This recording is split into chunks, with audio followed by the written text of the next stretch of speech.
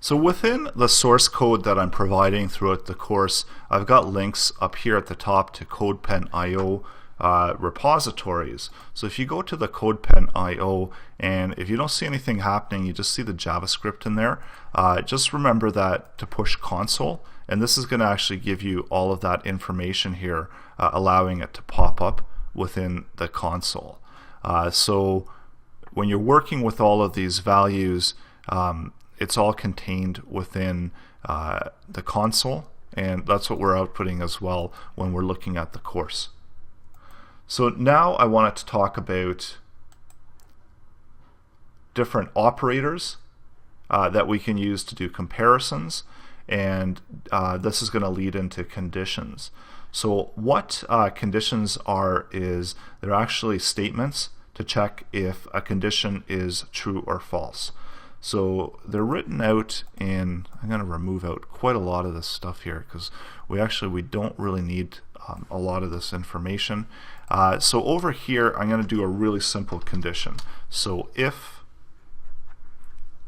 app equals 2, then I want to output something to the console log.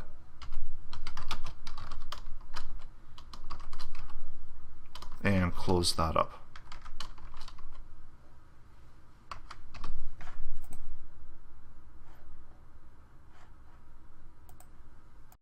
Actually, that semicolon should be inside of there, so close that up. So basically it says if app, the value of app, is equal to 2, and if this is true, then it's going to do this.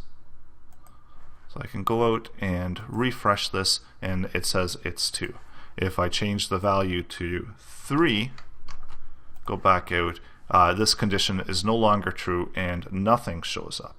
So we have the option for conditional statements to add even more logic into there. So we can do something like else. So if it's not true, then not 2, because 2 is the value that we're actually checking for. Go back out and we see that it's not 2.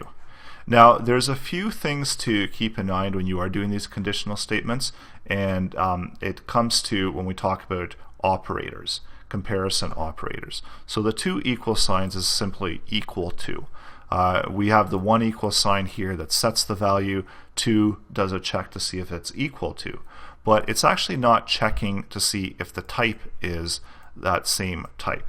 So if I have something like app equals to, and if you remember from what we learned earlier, that when we have quotes around it, it doesn't stay as an integer, it turns into a string.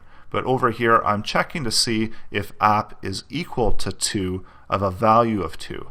So does this mean that we're able to read the numeric value that's contained within that string? And if it actually equals 2, then we go through and we do this comparison. So it should equal 2, and what do you think is going to happen? Do you think it's going to be able to check even though the types are different? And if you said yes, it's true that even though the types are different, when we have the 2 equal signs, it's actually going to return back true, and it did. So this is where best format is usually to use 3 equal signs, and this is an absolute equivalent. So that means that this also includes the type. So this type is a string, this one is an integer, so now when I refresh it, it's no longer going to be true. So keeping that in mind, there's a bunch of other ones as well. So we can do something like not equal to, and this is going to take a look at the type as well. So I'm going to switch this back to something like 5, and now we can do a greater than. We also have less than. We have greater than or equal to, and we've got a whole bunch of these conditions that we can set, all these different operators. So it is greater than or equal to, so we can add that in. Now additional to that, we can run several additional checks in there as well. So we can add in these logical operators to make sure that if app is greater than or equal to 2, then it's true, but we also want to make a check to see if f is equal to 14. and I'm going to change this to true, and I'm going to change this to false. So that makes more sense when we see the output there. So now both of these conditions need to be true in order for true to be shown.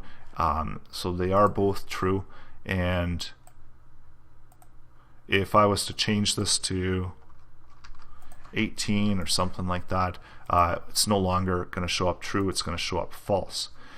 So what we can do here is we've got some other choices. So we've got an and, we've got an or. So if either one of these is true, then it's going to show up as true, because at least one of them is true. So there's a bunch of different options here with the logical operators and the different comparisons that we can do. So getting back and switching back into the conditions. So this is our typical condition where we're checking to see if this condition is met. If it's not met, then we continue on. We don't show this part. If it is met, then we do show that part. We can also add in additional checks. So we can do something like else if g equals 25. Then we do that, and we can just leave it. We don't need to add an additional else, or we can add an additional else if we wanted. If we so choose to, we could have another else here and show something if none of those conditions are met. Nothing. And yes, it does get fairly complex with the logic. So that's why it's always good to practice this out and really think it through how you want to present the logic of the application that you're presenting or the content that you're looking at in order to make the proper checks and make sure that the results come out the way as planned. So in the next lesson, we're going to be talking about loops. So loops are another one of those integral parts of JavaScript applications, where it allows you to, again, save time. And a lot of these things, it's just a matter of saving time, creating these dynamic functionalities within JavaScript, and loops are another one of those that allow you to save time. So we're going to be going over that in the upcoming lesson.